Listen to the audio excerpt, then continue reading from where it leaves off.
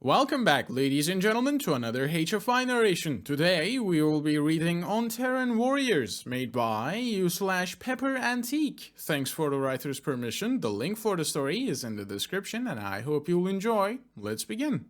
When the Terrans first joined the Galactic Party, not much was thought of it. New species come and go all the time. They were a bit odd, they only controlled 3 star systems, and they were massively overpopulated. Additionally, their ships, while somewhat brutalist in design, were incredibly well armed. Especially for a species that had known no external conflict. But they weren't the only ones like that. Physically, they were average, nothing terribly special. Limb count was below average, but not impressively so. Eyesight was a bit better than most. Strength was average, though with large levels of variance. Startlingly durable when it came to damage resistance, but when all was said and done, not anything to write home about. Their culture was where they differ from the rest of the galaxy the most, mainly because they don't have just one. Instead, they have many. Indeed, in all my years, I have never met any species so diverse as humans. It seems as though every single individual human has a vastly different culture than the next. You can grab 100 random humans and put them in a room. While some may have similar cultures, you will very likely end up finding 100 separate cultures within that group.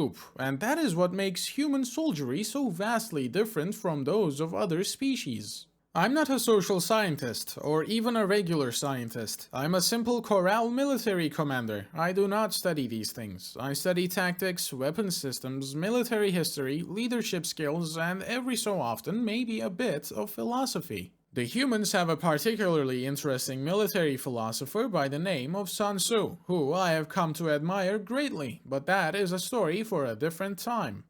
When I first saw a human military unit, I was a mere Klebstan. This is a Corral rank equivalent to what humans call a buck sergeant. It was in the middle of the Clan de Tune campaign against the vile Myril Techno hive mind. My base had been under siege for nearly 2 months. Supplies and morale were running low. With void supremacy not yet definitively claimed by either side, it wasn't looking good for us. I was in charge of the few men left of my unit. Our lead officer had been killed several days prior. The humans arrived on a dropship roughly the size of a barracks building, and when it landed right in the middle of our base, it opened up to offload roughly 100 human soldiers. Then, after they'd offloaded, the ship detached the portion that the soldiers had been in, compacted itself into a small flying craft, and flew off back into orbit. Indeed, it turned out that the ship was the size of a barracks building because the container it left behind was intended to be the humans' barracks building. The soldiers were not impressive to look at. The tallest human, excluding those of Sigma Tertius, whose gravity has caused them to lengthen, is only tall enough to reach a Curran's chest. They weren't wearing deflective armor. Their weapons were small, darkly colored pieces of metal with no energy fields present. Each soldier seemed to be equipped differently, some wearing heavier or lighter padding, some with larger or smaller weapons, some with no weapons at all. There was no uniformity to their loadouts, save for the color scheme. On top of that, they practiced no drill and ceremony, simply disembarking and scattering to different parts of the base to do Triss knows what. One of them was yelling at the other humans to get them moving faster. I would find out later that he was a sergeant, effectively my equal in their ranks. Our base commander met an older human with a gold bird on his cap and saluted with them. Then they began talking and walking over to the command center. Our commander was limping from an injury, but the human lent him a hand and kept pace with him. I was disgusted by the display. No uniformity, no ceremony, none of it made sense. Every civilized species out there kept their units limited to singular soldier types, and if you were arriving at a new post, you were supposed to display your military's glory by presenting them to the present command. These humans were absurd. But the humans did something that immediately boosted the morale of everyone left on the base. Every single watch shift was cancelled. Every corral unit was to report to their barracks for mandatory R&R, as the humans put it. We had been strictly adhering to our military's combat sleep rationing system. These consisted of rotating 2-hour guard shifts, followed by 2 hours equipment and health maintenance, followed by another 2-hour guard shift. These would continue alternating until mandatory sleep cycles. Corral require a minimum of 10 hours of sleep in order to maintain health and effectiveness. We become unavoidably lethargic and irrational without enough sleep. I've seen sleep-deprived Corral soldiers killed without even noticing it, offering basically zero resistance while it happened.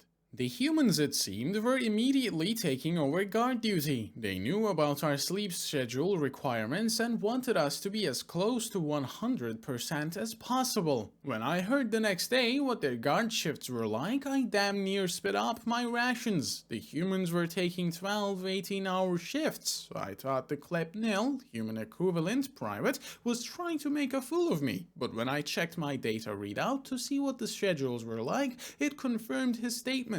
What kind of creature could withstand shifts of more than a few hours? Upon confirming this, I immediately rushed to see my company commandant. The humans were insane and foolish. No creature could stay awake that long without rest. We would be destroyed if the enemy decided to attack while a human guard fell to slumber while on watch. This had to be some kind of treachery. The humans had to be working with the Merrill.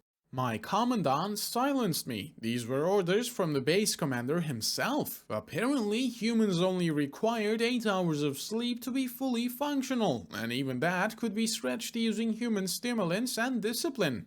Apparently, 18-hour shifts were actually considered easy to the humans. According to the commandant, the human commander, Colonel Richardson, had said that in non-combat situations they would have soldiers slotted for 24-hour shifts. The 18-hour shifts were simply to ensure that even the guards would get enough rest to maintain combat readiness. To top it off, their idea of enough rest was only 4 hours. What were these humans?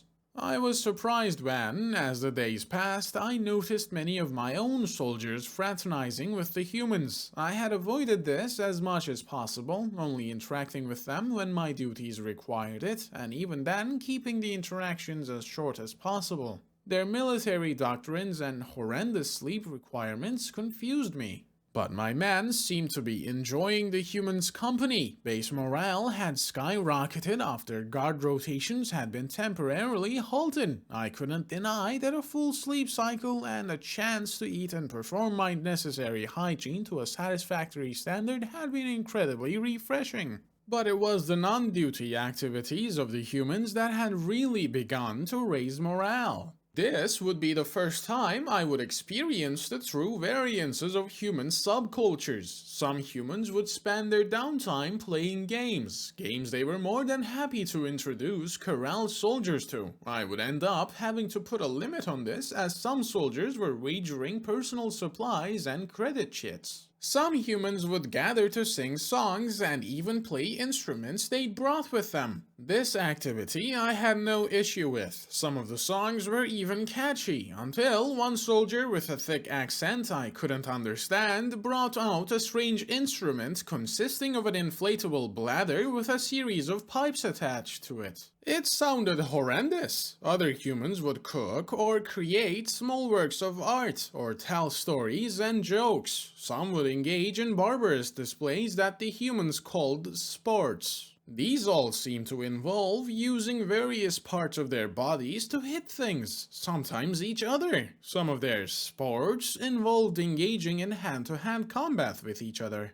But the commandant insisted that these were all normal human activities. I could prevent my men from partaking in them, but the humans would not be stopped. Apparently, these activities were necessary for their morale.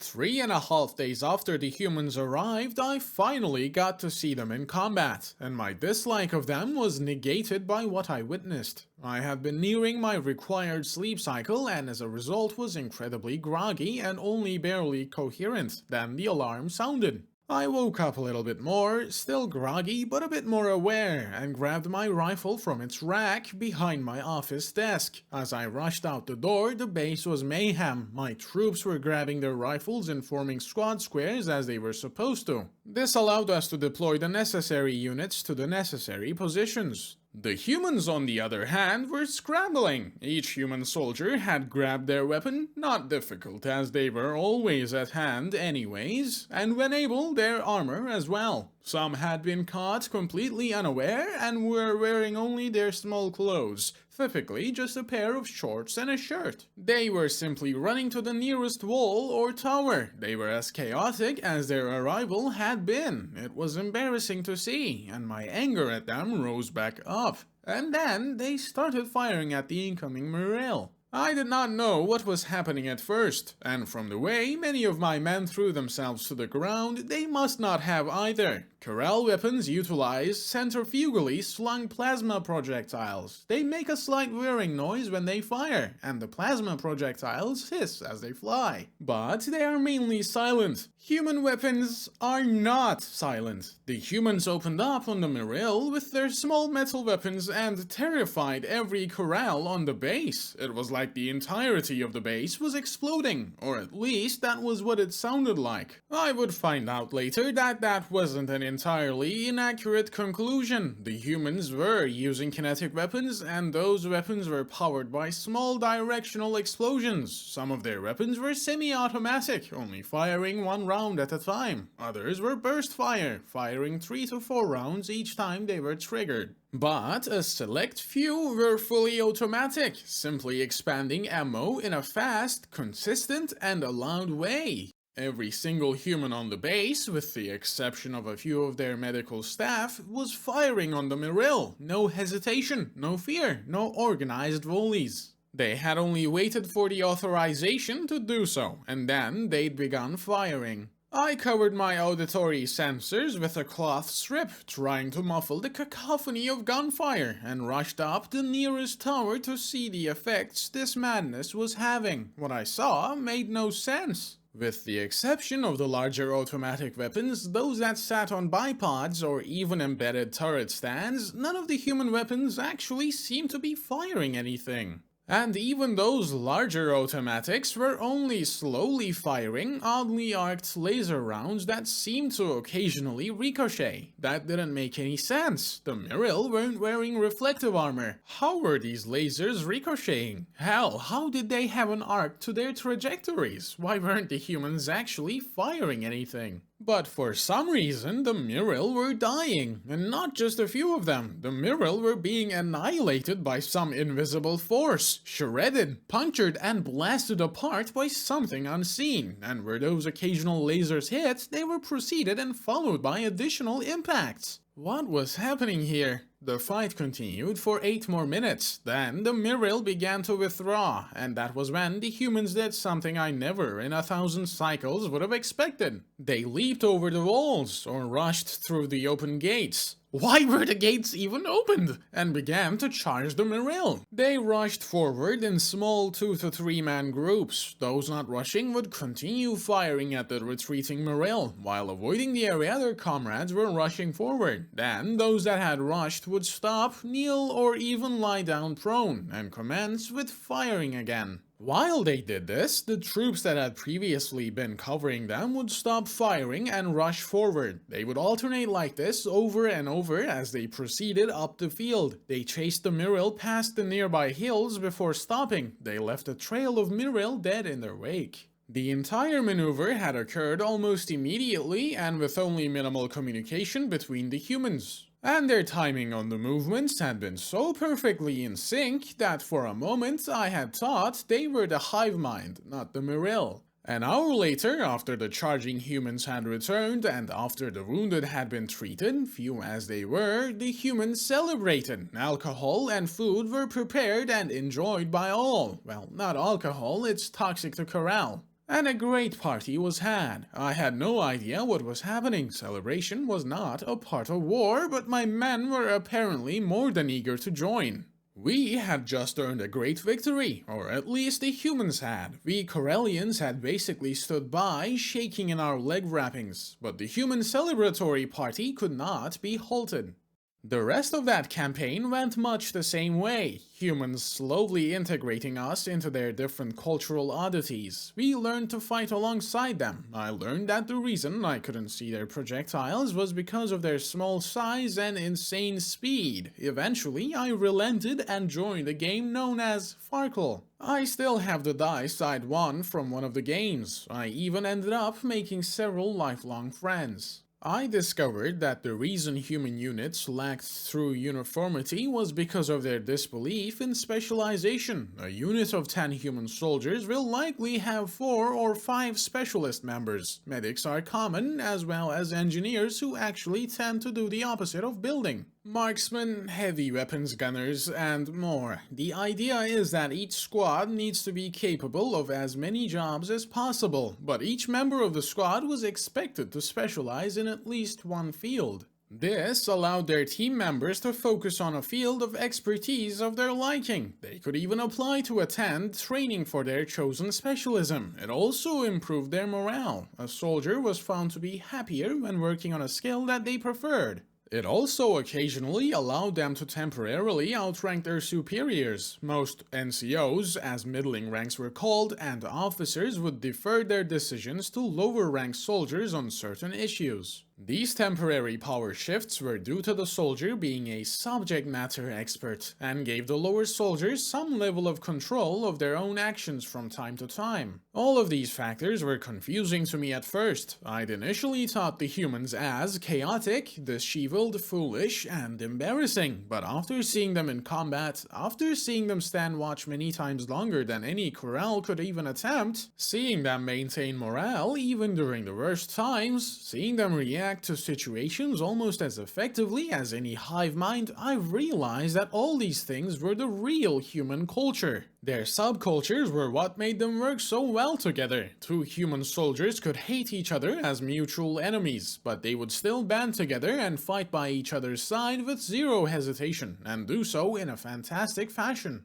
It's been nearly 30 years since I first fought alongside those humans. 10 years since the Corral government welcomed humans with open arms into their society, and 3 years since they were also welcomed into our military. I am a Calypso now, the equivalent of a human colonel. I was the first commander to welcome humans into their ranks without any restrictions, the first to adopt the human concept of specialization. My fellow officers laughed at me and called me a fool. But my battalion's victories have shut them up. My men's morale has kept our desertion and suicide rates lower than any other unit, and my human soldiers have begun to outrank some of those naysayers. I am proud to march alongside my human brethren. I am proud to act like them now. Calypsor won Larga upon being promoted to Calypsal and Galactic Party Defense Minister.